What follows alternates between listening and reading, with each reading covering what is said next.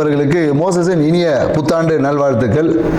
இந்த ஆங்கில புத்தாண்டு பார்த்தீங்கன்னா வியாழக்கிழமை ரோகிணி நட்சத்திரம் பிறக்குது. ஸோ இந்த புத்தாண்டு எப்படி இருக்கும் அப்படின்றத சும்மா ஒரு அனலைஸ் பண்ணுவோம். ஏன்னா இந்த புத்தாண்டு பார்த்தீங்கன்னா 1/1/2026 இது மொத்த கூட்டுத்தொகை பார்த்தீங்கன்னு வச்சுக்கிங்களேன் 3ஆம் நம்பர்.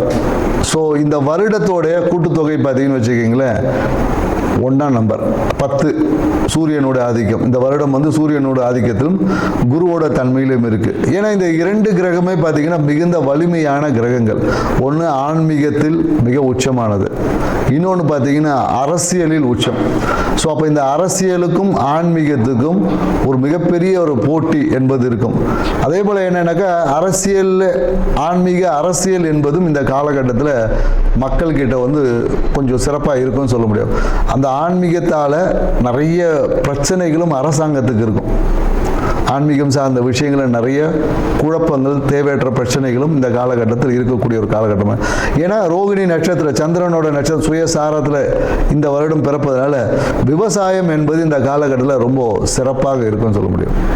விவசாயம் மிக சிறப்பாக இருக்கும். குறிப்பாக என்னன்னாக்கா குழந்தைகளோட நலனை பேணி காப்பதற்காக இல்லை குழந்தைகளோட வெல்ஃபேருக்காக புதிய சட்டங்கள் எல்லாமே வரும். இந்த காலகட்டத்தில் என்னன்னாக்கா அரசாங்கத்தில் பார்த்தீங்கன்னா அதுவும் என்ன மத்திய மாநில அரசாங்கம் இரண்டும் ஒன்று இணைந்து குழந்தைகளுடைய மேம்பாட்டுக்காக ஏதாவது ஸ்கீம்ஸ் குழந்தைகள் ஏற்கனவே ஜெயலலிதா அம்மா பீரியடில் தொட்டில் குழந்தை திட்டம் மாதிரி இந்த காலகட்டத்தில் குழந்தைகள் எதிர்கால நலன் பாதுகாப்புக்காக சில சட்டங்களை உருவாக்கக்கூடிய வாய்ப்புகள் இருக்கு. ஏன்னா காஸ்மெட்டிக் திங்ஸ்ல ஏதாவது ஒரு பிரச்சனைகளை சந்திச்சு காஸ்மெட்டிக் திங்ஸ்க்கு ஒரு ரெகுலேட்டர் ஆக்ட் ஏதாவது வரும்.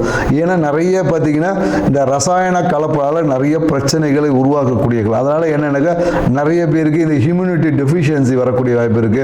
ரசாயன கலப்பால நிறைய பாடியில் பார்த்தீங்கன்னா விஷத்தன்மைகள் வந்து அதிகரிக்கக்கூடிய வாய்ப்பு. அதனால என்னன்னாக்கா இந்த காலகட்டத்தில் காஸ்மெட்டிக் திங்ஸ்ல கொஞ்சம் கவனம் தேவை. மருந்து சார்ந்த விஷயத்தில் அந்த ரசாயன கலப்புகள் அதிகமாக அந்த விஷத்தன்மை, அதாவது குறிப்பாக என்னன்னாக்கா அந்த ஹியூமினிட்டி சார்ந்த விஷயம் சொல்லுவாங்களா, ஊட்டச்சத்து மருந்துகள் இல்லை நமக்கு இம்யூனிட்டி அதிகமாக்கக்கூடிய விஷயங்களில் பார்த்தீங்கன்னா ஏதாவது ஒரு ரசாயன கலப்பால் சில பாதிப்புகள் எல்லாமே உருவாகும். அதனால் அதை ரெகுலேட்டர் பண்ணக்கூடிய சில விஷயங்கள் குறிப்பாக தமிழ்நாட்டில் கண்டிப்பாக இந்த மருந்து கட்டுப்பாட்டுக்காக ஒரு வாரியம் இல்லை அதுக்கான ஒரு சிறப்பு விஷயங்கள் அமைவதற்கான வாய்ப்பு இருக்குது. மேலும் பார்த்தீங்கன்னா இந்த காலகட்டத்தில் என்னன்னாக்கா ஏதாவது ஒரு ரயில் விபத்துகள் மாதத்தில் பார்த்தீங்கன்னா ஒரு ஏப்ரல் மே மாதத்தில் ஏதாவது ஒரு ரயில் விபத்துக்கள் சந்திக்கிற வாய்ப்பு இருக்கு.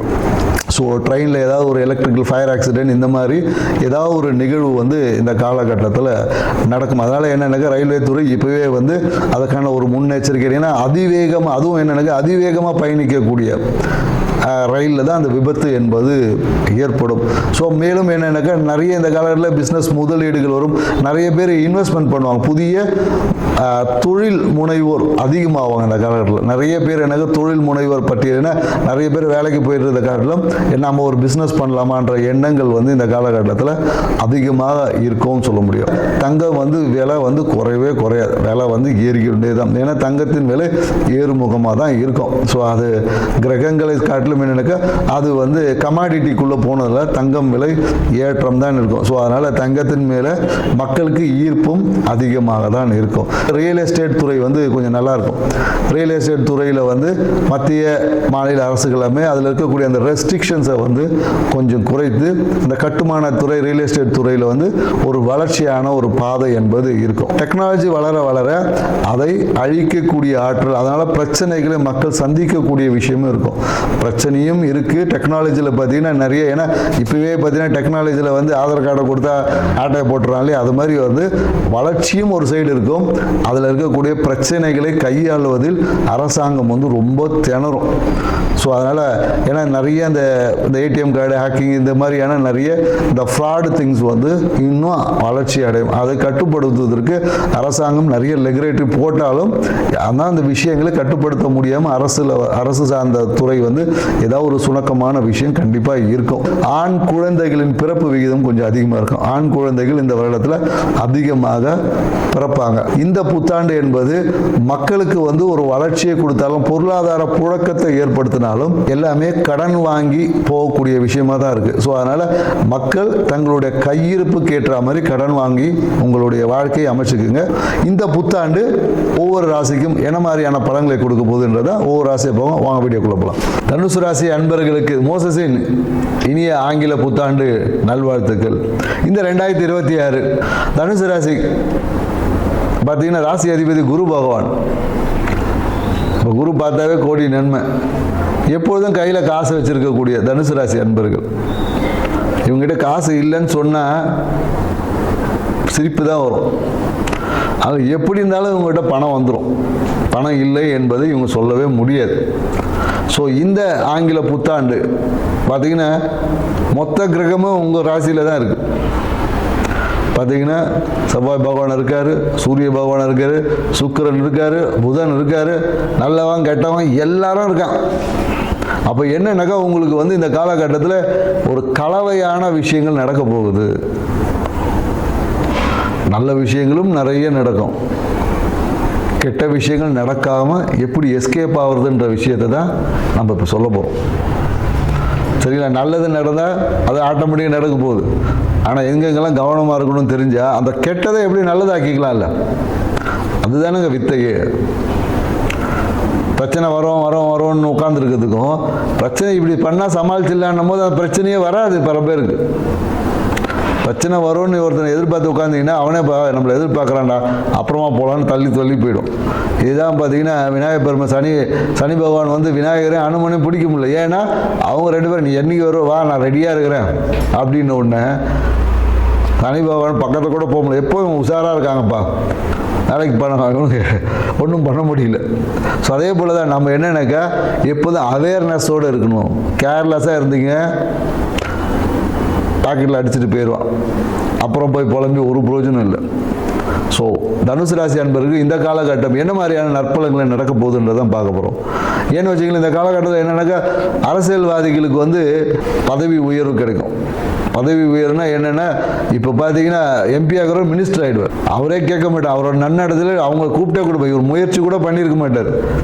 வீட்டில் தூங்கிருப்பான். காலையில் பார்த்தா ஐயா நீங்கள் மினிஸ்டர் ஆகிட்டீங்க லெட்டர் வந்துச்சுன்ற மாதிரி உங்களுக்கு பதவிகள் தேடி வரும்.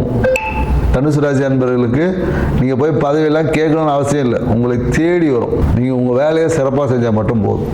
அதே போல் என்னென்னாக்கா எம்எல்ஏ சீட்டுக்காக இருந்தீங்கன்னா கூப்பிட்டு கொடுப்பான். எம்எல்ஏ சீட்டு காம்படிஷன் அவ்வளோ பேர் இருக்கும். பா தள்ளு, அவர் பேர் தான் ஊரில் நல்லா இருக்குது, அவருக்கு கொடுப்பேன் இந்த வாட்டி, மீதி பேர்லாம் அமைதியாக உட்கார வச்சுருவோம். அப்போ என்ன, அரசியலில் ஒரு பிரகாசமான எதிர்காலம் இருக்கிறது. அரசியல் ஆர்வம் அதிகமாக இருக்குது இந்த காலகட்டத்தில். மனம் பார்த்தீங்கன்னா அரசியலில் போய் சேரலாமா, இல்லை அரசியலில் ஏதாவது ஒரு ஈடுபாடுகளை அதிகப்படுத்தி கொடுக்குள்ள காலகட்டம் தான் இந்த காலகட்டம். அதே போல் என்னென்னாக்கா பயணம் செலவெல்லாம் கேட்டுலாம் வராது. பயணம் செலவெல்லாம் ஐயா உங்ககிட்ட காசு இருக்கா நான் செலவு பண்ணிட்டு போவா அப்படிலாம் கேட்காது, ஆட்டோமேட்டிக்காக வரும். சரிங்களா? பயணத்தின் வகையாக வருமானம் இருக்குது. நீங்கள் எங்கேயோ ஒரு வெளியூர் போனீங்கன்னு வச்சுக்கோங்க, காசு ஒரு பிஸ்னஸ் பீப்புள் அதுனா ட்ராவல் பண்ணிக்கிட்டே இருந்தீங்கன்னா பணம் வந்துக்கிட்டே இருக்கும். போகிற இடத்துலலாம் கலெக்ஷன் மாதிரி அள்ளி போட்டுட்டு போயிட்டே இருக்க வேண்டியதான். பயணத்தின் மூலயமாக பணம் வரும். மனதில் எதிர்பார்த்த இல்லை மனதில் விரும்பிய விஷயங்களை வாங்குவீங்க. மனசில் ஒரு ஆசைப்பட்ட விஷயம் இருக்குது, அந்த எல்லாமே இந்த காலத்தில் வாங்கக்கூடிய வாய்ப்பு இல்லை அடையக்கூடிய வாய்ப்பு. இப்போ இந்த 2026 உங்களுக்கு அவ்வளோ நன்மைகள் கொடுப்பதால் நீங்கள் என்ன பண்ணணும், 2026 ஆண்டு கேலண்டரே கும்பிட வேண்டியதாக இருக்கும். காமெடியெல்லாம் சொல்லலைங்க, உண்மையே தான். நான் ஒன்றுமே இந்த காலகட்டத்தில் நிறைய பேர் பார்த்தீங்கன்னா கேலண்டருக்கு பூ வச்சு கற்பூரம் காமிப்பாங்க, இல்லை ஊதுவத்தி காமிப்பாங்க, அது ஏதாவது சாமி ஃபோட்டோ இருக்கும் அதில். இந்த மாதிரி நிகழ்வு கண்டிப்பாக நடக்கும். திருமணத்துக்காக காத்திருக்கவே வேணாம். நான் திருமணம் பண்ணலாம் ரெடிங்க, சரி நான் திருமணம் பண்ணிக்க போகிறேன் அப்படின்னு வீட்டில் சொன்னீங்கன்னா போதும், ஜாதகம் உங்களை தேடி வரும். நீங்கள் போய் ஜாதகம் போயிட்டு மேட்ரிமோனியில் போயிட்டு எழுதி கொடுத்துட்டு ஒரு 5000 ரூபா கட்டிட்டு 10 ஜாதகம்லாம் பார்க்க வேணாம். நீங்கள் திருமணத்துக்கு ரெடி, நான் ரெடியாக இருக்கேன்பா அப்படின்னு நீங்கள் நினைத்தாலே வரன் உங்கள் வீடு தேடி வரும். காசு, பணம், பேர், புகழ் எல்லாம் நீங்கள் போய் தேட வேணாம், உங்களை தேடி வரும். தனுசு ராசிக்காரர்களுக்கு இந்த காலகட்டத்தில் படிக்கக்கூடிய மாணவர்கள் எல்லாம் பார்த்தீங்கன்னா நிறைய பேர் இந்த சிவில் இன்ஜினியரிங் படிக்கலாமான்ற ஒரு எண்ணம் ஏற்படும். நிறைய பேர் சிவில் இன்ஜினியரிங் இந்த காலகட்டத்தில் செலக்ட் பண்ணுவாங்க. அதே போல் என்னென்னாக்கா அப்படி இல்லைன்னா நிறைய பேர் எனக்கு இந்த பிஸ்னஸ் MBA பண்ணுறது, இல்லை பிஸ்னஸ் ஸ்ட்ராட்டஜி, பிஸ்னஸில் ஃபைனான்ஸு, இந்த மாதிரியான நிறைய விஷயங்கள் இது பண்ணுவாங்க. அதே போல் நிறைய பேர் என்னென்னாக்கா இந்த AI பண்ணுறது, ஆர்டிஃபிஷியல் இன்டெலிஜென்ஸ் AI பண்ணுவதில் ஆர்வங்கள் அதிகமாக இருக்கும் படிக்கக்கூடிய மாணவர்களுக்கு. ஸோ இதுக்கான வாய்ப்புகள் இருக்கானா தாராளமாக இருக்குது. ஸோ ஆனாலும் என்னென்னாக்கா தனுசு ராசிக்காரர்கள் இந்த ஜூன் மாதத்துக்கு அப்புறமா கொஞ்சம் எல்லா விஷயத்திலும் விழிப்பாக இருந்து செயல்படும். ஏன்னா இந்த மாதத்தின் பாதி மாதம் சிறப்பாக ஓடிட்டு இருக்கும், தொட்டதெல்லாம் தொடங்கும். அதுக்கு அடுத்த மாதம் என்னென்னாக்கா நீங்கள் தூங்கிட்டு எழுப்பி விழிப்பாக இருக்கணும். எப்படி அந்த பிரகாஷ் ஒரு படத்தில் தண்ணி ஊற்றி அடிப்பாங்க பார்த்தீங்களா, அந்த மாதிரி தெளிவாக இருக்கணும். இல்லைன்னு வச்சுக்கிங்களேன், தெளிவை ஏற்படுத்தக்கூடிய நிகழ்வு எல்லாமே உங்கள் வாழ்க்கையில் நடக்கும். அவ்வளோதான் விஷயம். ஸோ இந்த உணர்வோடு இந்த 2026 கொண்டாடுங்க. வாழ்க்கை சிறப்பாக. நன்றி, வணக்கம்.